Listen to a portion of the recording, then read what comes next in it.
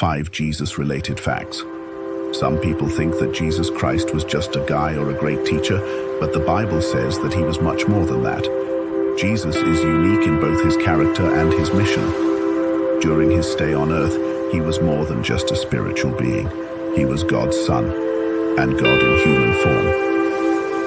Number 1. Jesus' closest friend. John is the name of the man who was Jesus' friend before hearing Jesus' call to follow him. John had a successful career as a fisherman.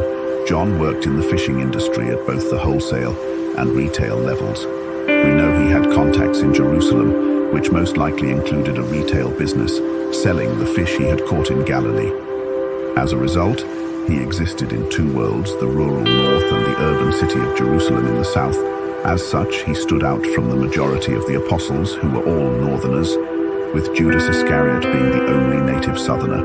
He was Jesus' cousin and brother of one of the other disciples, James. This closeness was evident at the cross, when Jesus asked John to look after his mother. John, however, was not just close to Jesus because he was a cousin.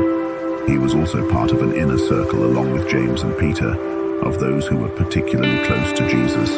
He refers to himself as the disciple who Jesus loved, intending to deflect attention from himself by not actually giving his name, but supplying us with the insight that of all the 12, John was nearest to Jesus.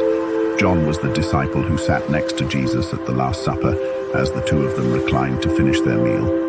This occurred during the Passover feast.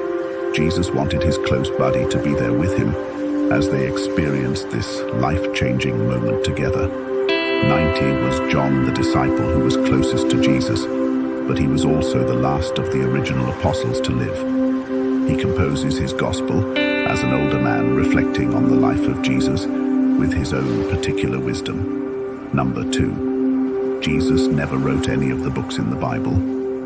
Jesus never wrote a book, not even the Gospels. Aside from his life story, more than 1/3 of the pages in the Gospels are devoted to Jesus' death. Many Old Testament prophecies are about Christ, and the book of Revelation is a revelation about Jesus Christ. It was, however, written by John of Patmos, also known as John the Revelator, John the Divine, and John the Theologian. However, this does not imply that he was unable to read or write. Jesus possessed the ability to read and write. The New Testament demonstrates these abilities in a Nazareth synagogue.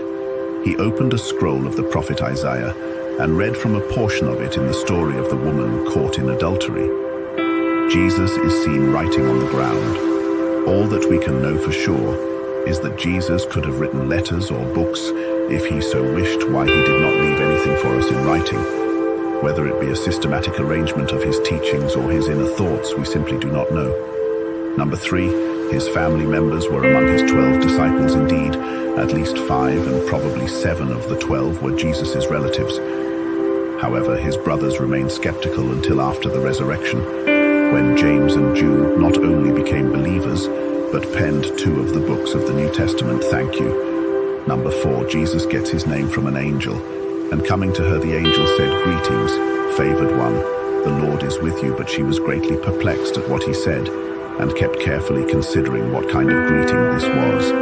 The angel said to her, "Do not be afraid, Mary, for you have found favor with God. Listen carefully, you will conceive in your womb, and give birth to a son, and you shall name him Jesus." Luke 1, number 5. Jesus had several half-siblings. The Gospels tell us that Jesus had brothers. Matthew 12:46.